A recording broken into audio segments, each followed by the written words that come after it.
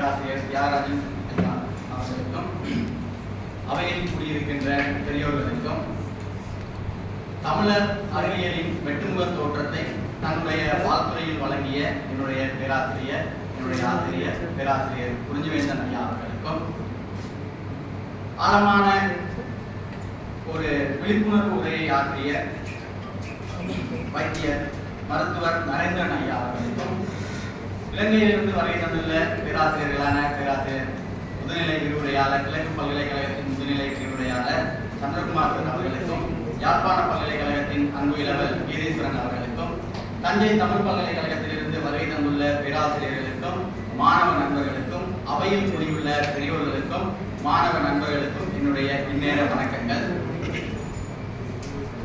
இந்த ஒரு அருமையான ஒரு வாய்ப்பை வழங்கியமைக்கு நான் இந்த பேராசிரியர் தியாகராஜன் ஐயா அவர்களுக்கும் பேராசிரியர் குறிஞ்சிவேந்தன் அவர்களுக்கும் என்னுடைய நன்றியையும் அன்பையும் முதலில் தெரிவித்துக் கொள்கின்றேன்.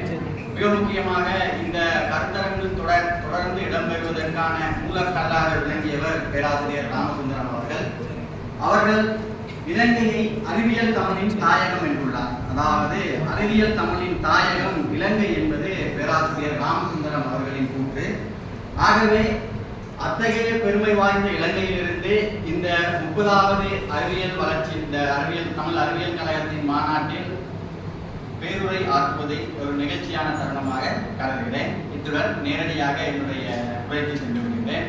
மிக முக்கியமாக இந்த அறிவியலின் உச்சமான அறுவடையை அனுபவிக்கின்ற காலத்தில் நாங்கள் வாழ்ந்து வருகின்றோம். அது உங்களுக்கு தெரியும். அறிவியலினுடைய மிக உச்சமான அறுவடையை அனுபவிக்கின்ற காலத்தில் தான் நாம் வாழ்ந்து வருகின்றோம். இந்த அறுவடைக்கு 2 பக்கங்கள் இருக்கின்றன. ஒன்று அதனுடைய ஆக்கமான கூறுகள், இன்னொன்று அதனுடைய அழிவான பக்கங்கள். ஆக்கமான கூறுகள் எவ்வாறு மனித வாழ்வினுடைய மேம்பாட்டுக்கு அடிப்படையாக விளங்குகிறதோ அவ்வாறுதான் அதனுடைய அழிவான அம்சங்கள் மனித வாழ்வுக்கு மனித நாகரிகத்துக்கு சவால் விடக்கூடிய பாதிப்புகளை செலுத்தி வருகின்றன. அது உங்களுக்கு அருமையாக நிறைய விடயங்களில் நேரடியாகவே கேள்விப்பட்டிருப்பீர்கள். இப்பொழுது இந்த மதிப்புரை வழங்கிய பேராசிரியர் அவர்கள் இந்த செயற்கை புலமை அல்லது செயற்கை நுண்ணறிவு குறித்து அதனுடைய ஆக்கமான அம்சங்களை பேசினார்கள். உங்களுக்கு தெரியுமோ தெரியவில்லை, நாங்கள் இன்று வெளிப்படையாகவும் மறைமுகமாகவும் செயற்கை நுண்ணறிவினால் இயக்கப்படுகின்ற உலகில் தான் வாழ்ந்து வருகிறோம். எங்களுக்கு வெளிப்படையாக சில இடங்களில் தெரியலாம், சில இடங்களில் தெரியாமல் இருக்கலாம். செயற்கை நுண்ணறிவினால் இயக்கப்படுகின்ற உலகில் தான் நாம் வாழ்ந்து வருகின்றோம். அதனுடைய ஆக்கமான அம்சங்கள் பல மனித நாகரிகத்தினுடைய மேலான வளர்ச்சிக்கு பங்களிப்பு செய்யக்கூடியவை. ஆனால் அதனுடைய அழிவான அம்சங்கள் மனித சமுதாயத்திற்கு மாபெரும் அழிவை ஏற்படுத்தக்கூடிய சவால் நிறைந்ததாக காணப்படுகின்றது. அது எவ்வாறு என்றால், அதாவது அணு ஆயுதங்கள் இந்த உலகிற்கு எவ்வாறு அச்சுறுத்தலை ஏற்படுத்துகின்றதோ அதனை போல இந்த செயற்கை நுண்ணறிவும் மனித சமுதாயத்திற்கு அச்சுறுத்தலானது. இதனை நான் சொல்லவில்லை. ரஷ்ய நாட்டினுடைய அதிபர் புட்டின் தன்னுடைய நெடிய உரை தொடங்குவதற்கு முன்னர் தன்னுடைய உரையை தொடங்குகிறார். இந்த உலக நாடுகள் எல்லாமே இந்த அணு ஆயுதங்கள் தொடர்பில் எவ்வாறு ஒரு பொது உடன்படிக்கைக்கு வந்துள்ளதோ அதனை போல இந்த செயற்கை நுண்ணறிவு AI என்று சொல்லப்படுகின்ற செயற்கை நுண்ணறிவு தொடர்பிலும் நாம் ஒரு பொது உடன்படிக்கைக்கு வந்தாக வேண்டும் என்று. இது ஒரு சாதாரணமாக கடந்து போகக்கூடிய ஒரு கூற்று அல்ல. ஏனென்று கேட்டால், மேற்குலகினுடைய வல்லாதிக்க நுழைவை பல்வேறு தளங்களில் எதிர்த்து நின்று ஒரு சுயாதீனமான ஒரு இருப்பை உறுதிப்படுத்த முயல்கின்ற ரஷ்யாவினுடைய ஒரு கருத்து. அவர்கள் தொழில்நுட்பத்தில் விருத்தி பெற்றவர்கள், போர் ஆயுதத்தில் விருத்தி பெற்றவர்கள்.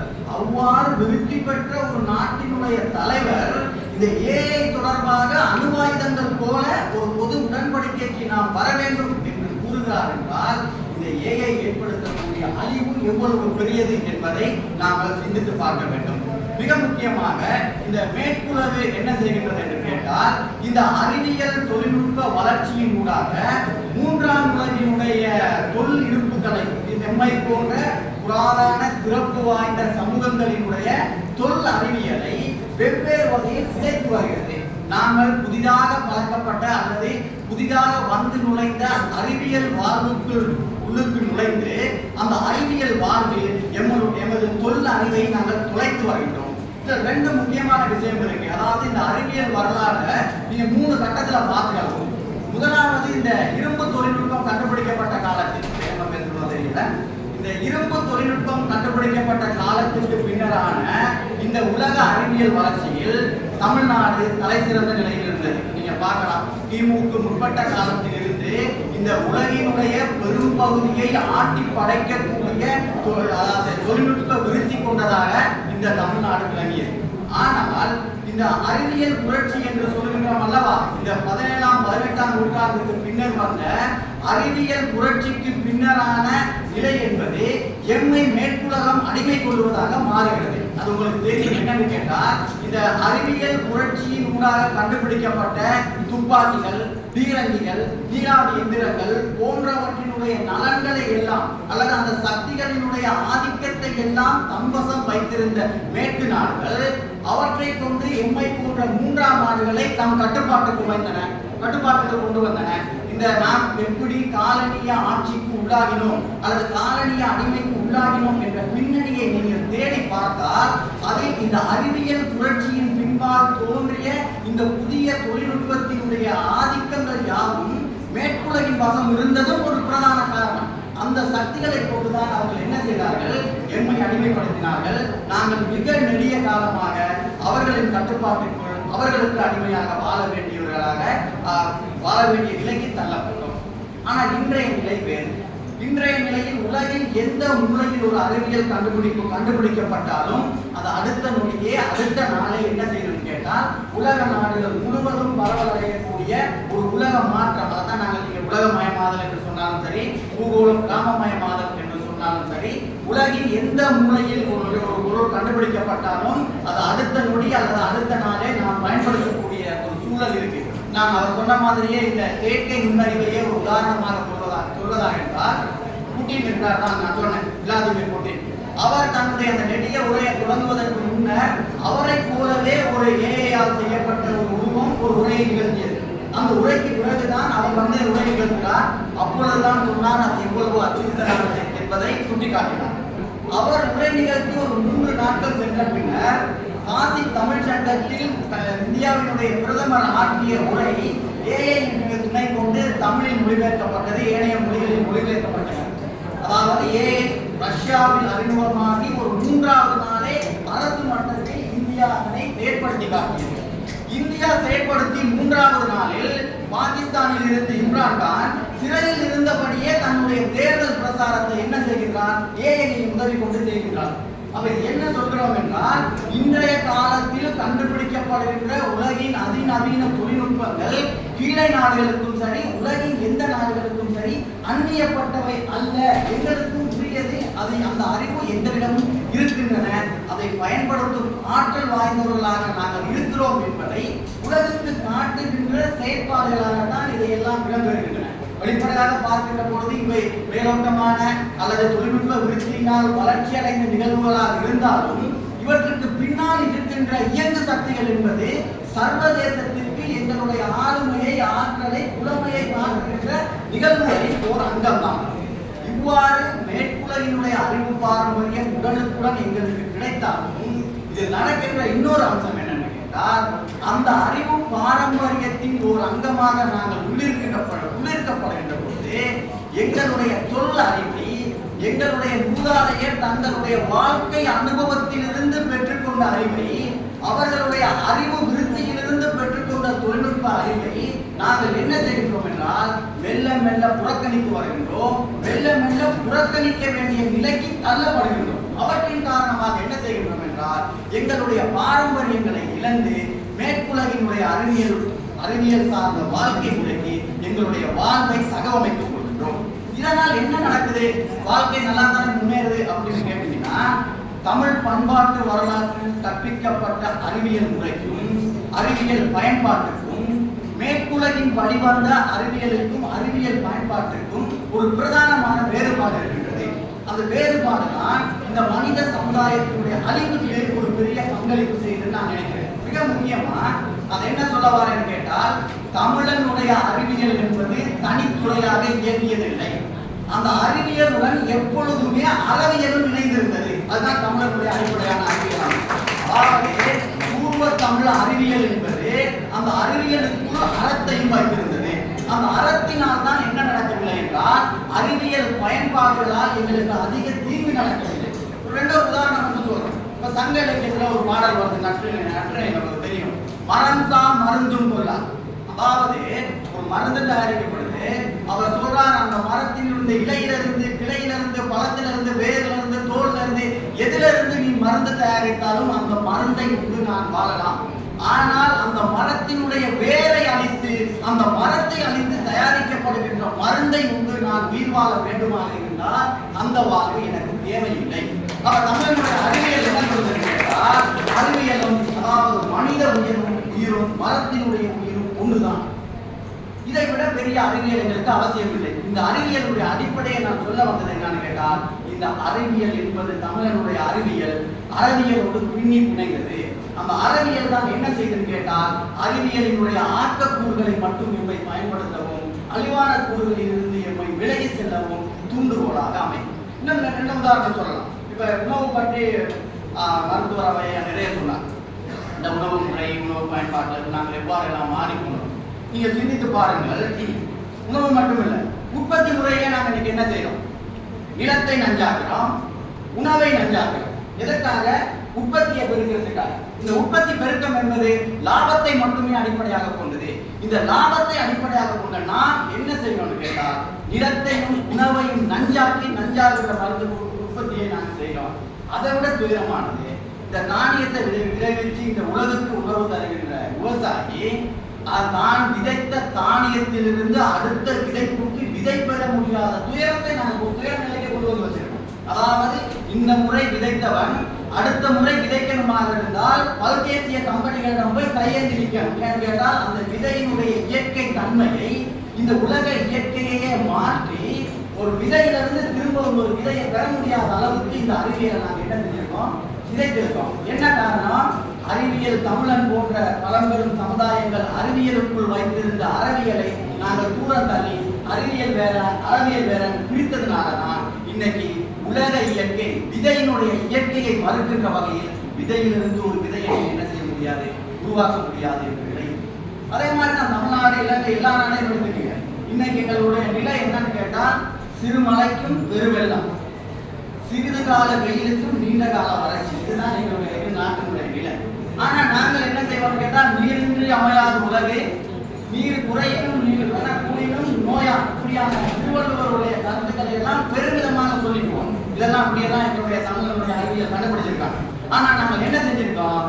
நீராதாரங்களை எல்லாம் அழித்து ஆறுகளையே அழிக்கின்ற அரிய சாதனைகளை இப்ப செய்வார். உங்களுக்கு தெரியும் எத்தனை ஆறுகள் இல்லாமல் போயிருக்கு, ஆறுகள் எல்லாம் எந்த காரணத்துக்காக இல்லாமல் போகுதுன்னு தெரியும். ஆக இதுக்கெல்லாம் பின்னணியாக என்ன சக்தி, என்ன இயங்கிக்கிட்டு இருக்குன்னு கேட்டா, இந்த மனிதனும் அறிவியல் காரணங்களால் என்ன செய்யலான்னு கேட்டால், இயற்கையோடு ஒன்றிய அல்லது இந்த மனித அறத்தோடு ஒன்றிய நிலையிலிருந்து விடுபட்டு இவனும் இயந்திரங்களாக மாறி போறான். இந்த இயந்திரங்களாக மாறி போறதுனாலதான் அறிவியலினுடைய ஆக்கக்கூறுகளை மட்டுமல்லாமல் அதனுடைய அழிவான தன்மைகளை உச்சமாக பயன்படுத்தி தன்னை பலப்படுத்திக் கொள்ளவும் தான் சார்ந்த குழுவினரை பலப்படுத்திக் கொள்ளவும் முயற்சி செய்கிறான். அதனால தான் என்ன நடக்குது, இன்னைக்கு எங்களுக்கு அறிவியல் பெரிய ஆபத்துக்குரியதாக மாறி வருது. இன்னும் ஒரே ஒரு செய்தியோட நான் அந்த கருத்தை முடிக்கிறேன். இப்ப இலங்கையில போர் நடந்தது 36 நாள்.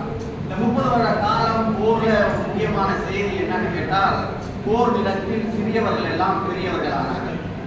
சிறியவர்கள் எல்லாம் என்ன தெரியும், ஒரு குண்டு வரம் குண்டு விழுதுன்னா எங்க போகணும், எங்க பாதுகாப்பா கிடந்தணும் என்ற அடிப்படையில சிறியவர்களை எல்லாம் போர் பெரியவர்களாக்கியது.